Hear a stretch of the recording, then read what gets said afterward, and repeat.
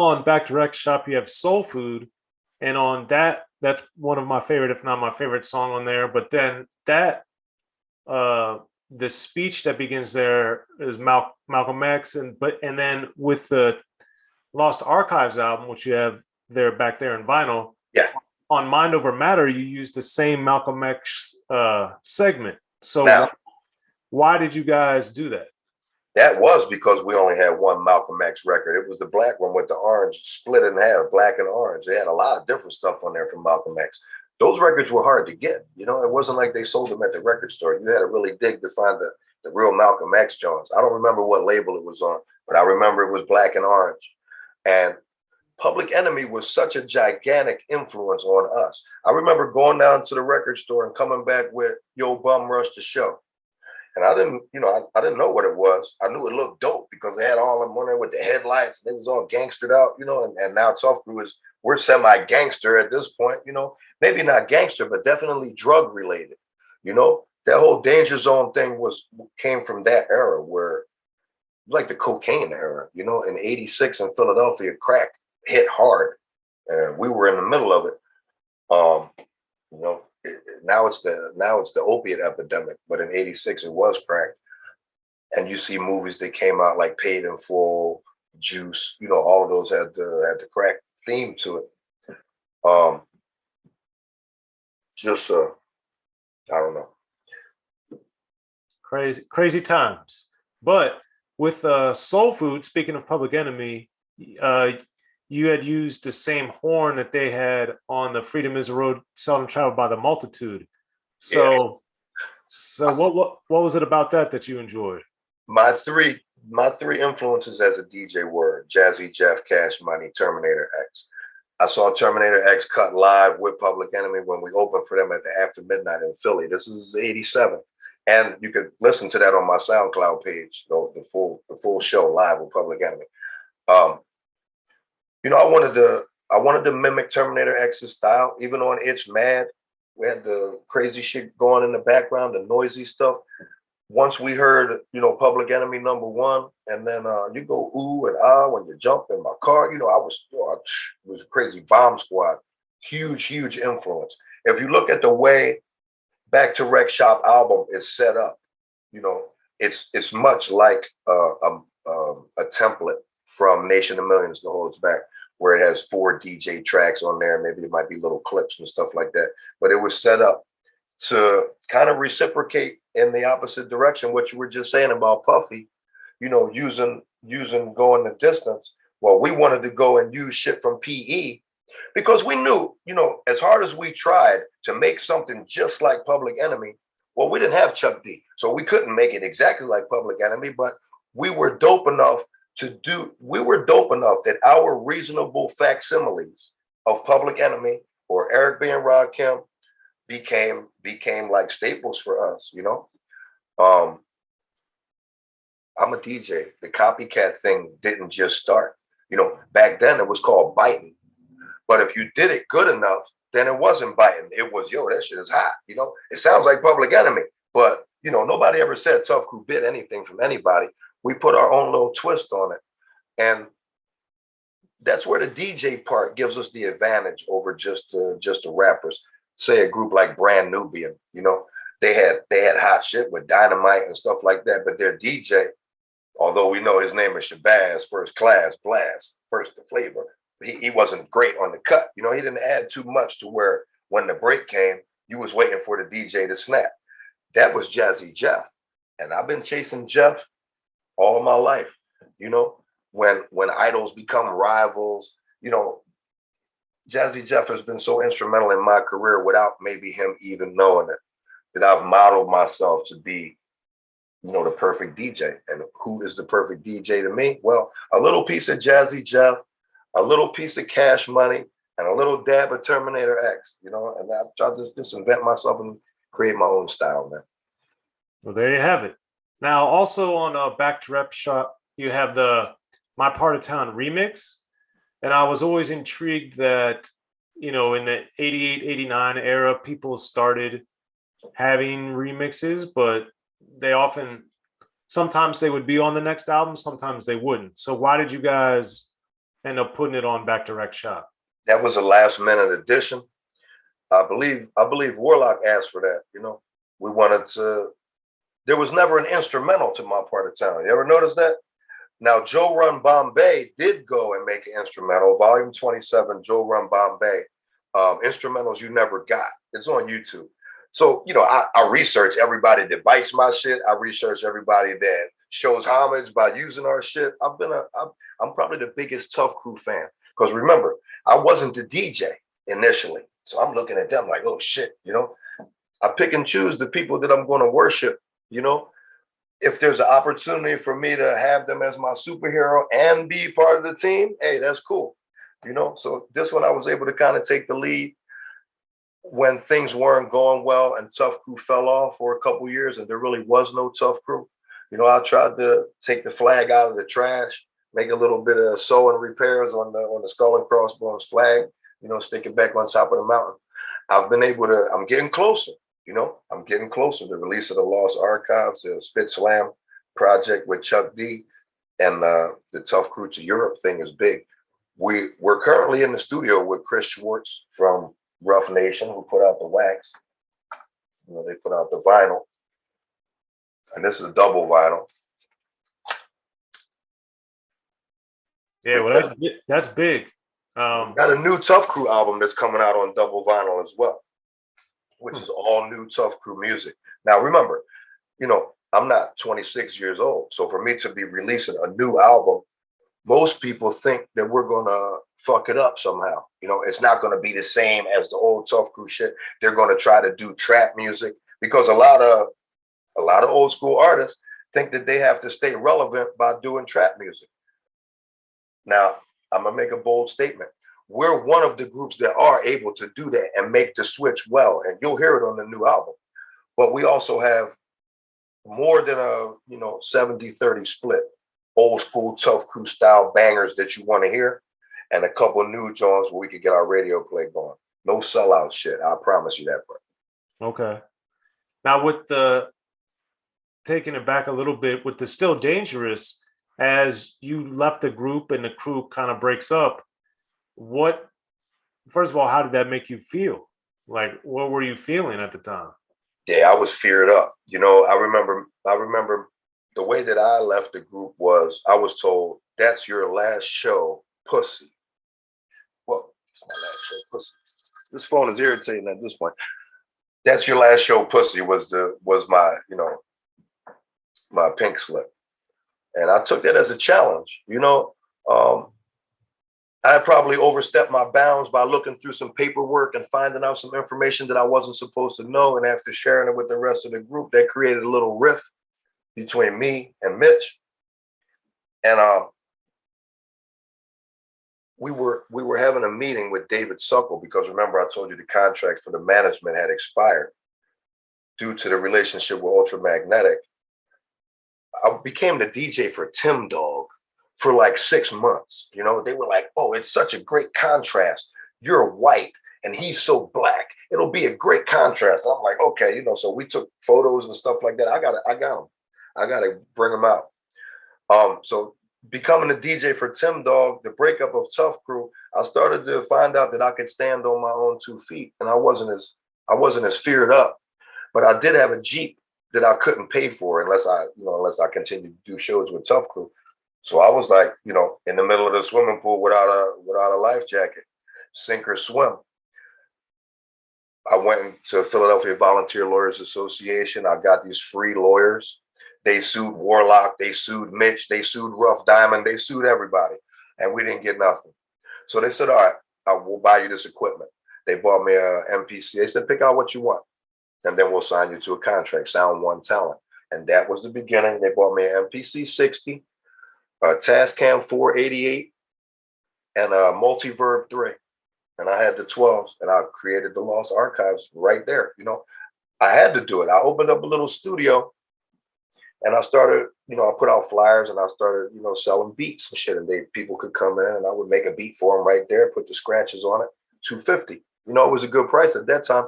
This is 92 to 94. Up until that point, I lived at home with my parents. I was the DJ for Tuff Crew, but I didn't have my own spot. So that was like a big time in my life where I left my mom and dad's house. The group broke up. I was basically on my own in a lot of different instances, at the same time. So really it was sink or swim. I had a good team of people around me who always, stood by me through the thick and the thin. I spoke about addiction earlier. Some people go through their addictions and they might not ever make it back. So I'm very grateful to be here today and to still have my mom and dad alive and all the people that's looking for me to, live up to the potential that they saw so long ago. Plus, I want to do it for my man that taught me how to cut. He never got to see any of this shit. He gave me the knowledge and he gave me the love and the experience and showed me how to do it. But he never really, he heard my part of town. It came out. But like I said, he was murdered in 97. So he didn't get to see the tail end of it with me kind of like doing interviews with you. Grateful to be here on Unique Access, man. Really honor. Yeah. Well, it's an honor to have you. Now with your addiction, what do you think, like, how did it start and how were you able to move past it?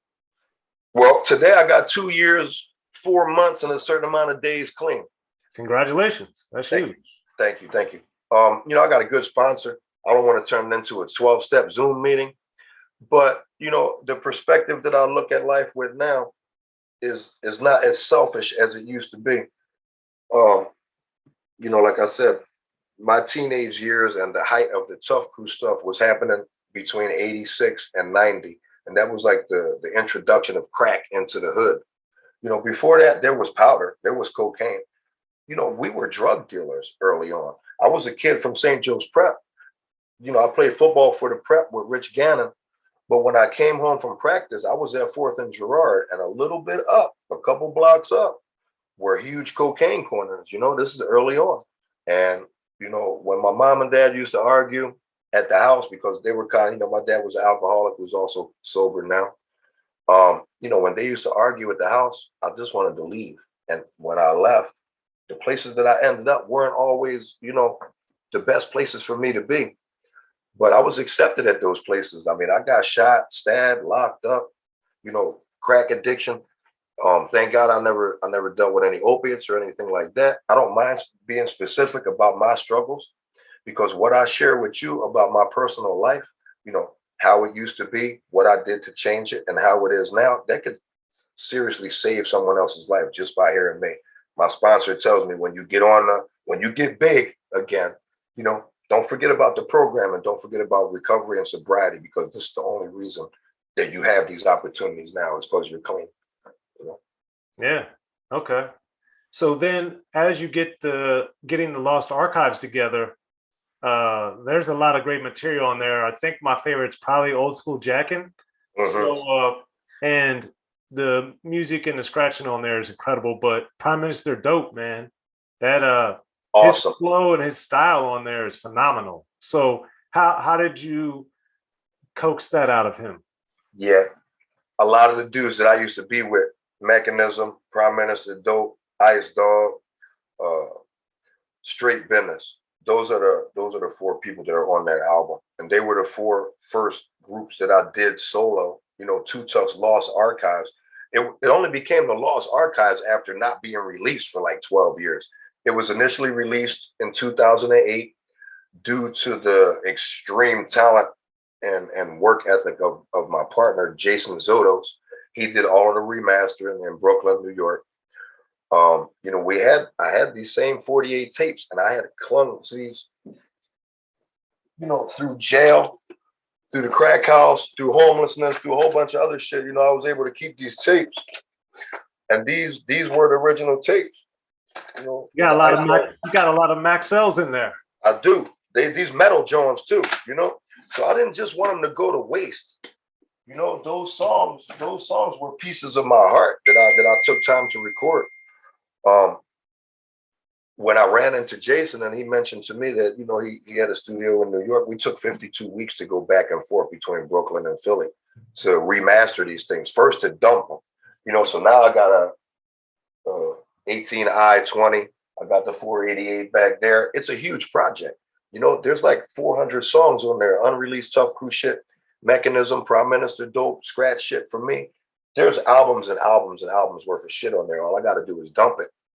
and then, you know, take it to my man Thorough 215 to remaster it. He's been doing all of my remasters with me. I sit here and build my little, you know, scratch song with all kind of crazy tracks on it, and then we go back and uncomplicate it. You know, I got a lot of shit going on at once. So when I bring it to the engineer, he's like, yo, there's a lot of shit going on at once. I'm like, look, listen, you know, there's a method to the madness. So much is going on. I don't know, did I show you these? We got these up for sale. I think these are kind of pretty cool. You know, the slip mats with the skull and crossbones on it. That's dope. Those is banging. Where can people get those? You can get those at Rough Nation from Chris Schwartz. And you can go to roughnationentertainment.com. It also has the skull and crossbones Tuff Crew hat, the Tuff Crew hoodie, and the double wax for the Lost Archives. He also has Schoolie D, Cypress Hill.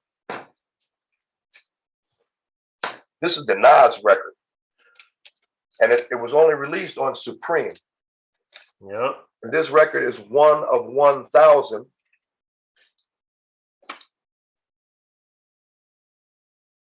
Crazy. And it's worth $1,000. Well, maybe now that I put my fingerprints on it. But there was only 1,000 of these made, and they started out at $1,000. So that's a great gift from Chris Schwartz. Absolutely. And then You I know you got other things that are in motion. So what are they? After dealing with Chris and agreeing to do the Lost Archives thing, and then, you know, going to the guys, and we agreed and signed the contracts for a new Tuff Crew album, also on Rough Nation. And we went in the studio a couple months ago. We got some more sessions set this week to finish up the project. Quite busy. I get an email maybe 2.5 months ago from DJ M-Rock from Chicago, and he tells me that they have a list of 10 DJs that Chuck D wanted him to reach out to submit a song for a compilation album called Revenge of the DJ. So he gives me, you know, the co-owner with Chuck D. His name is C. Dot. He's got an Instagram page called The Davy J Show. Like I said, they just interviewed Cho Rob G. Cho Rob G is signed to Spit Slam. So I presented him with a massive amount of material just by email of unfinished shit. And they were like, oh shit, he's got a lot of shit. I said, I got the endless amount, you know? And they were like, well, maybe you could do your own solo project. So I agreed to do the solo project and immediately put myself under a lot of pressure because I bought all this new equipment. You know, I'm the analog dude. You see, I'm back there fucking with tapes. I'm still holding on to the tapes, and it's 2022. So for me to make the switch over just to being able to record, you know, on Studio 14 Pro, I had a lot of help from a lot of other people who came in here, and I plugged into their energy. You know, I got 2 songs already handed into Spit Slam. They're banging. So I'm working on 10 more.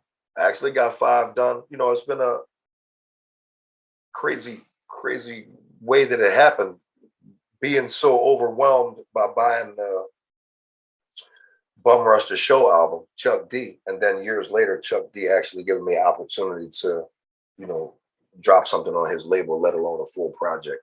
Fucking crazy. You know, I'm feared up about it. You know, I want each song on this one to be Duce's housing, and it's impossible, you know, but I give it my best effort.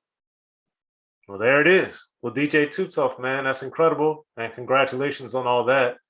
Where can people find you on social media and stuff? You can find me on Instagram, DJ.TOOTUFF, Facebook. You know, my real name is Joseph Hicks, but there's also a DJ Too Tough Facebook page. My Twitter is at DJ Too Tough. Everything at DJ Too Tough. Well, there it is, man. Well, thanks again for coming through to Unique Access. We appreciate it. Appreciate you, man. I had a great time chatting and busting it up with you, and I greatly appreciate it. I look forward to coming back again when the Spit Slam album drops. Yes, we'll make that happen. Thank you so much. All right, man.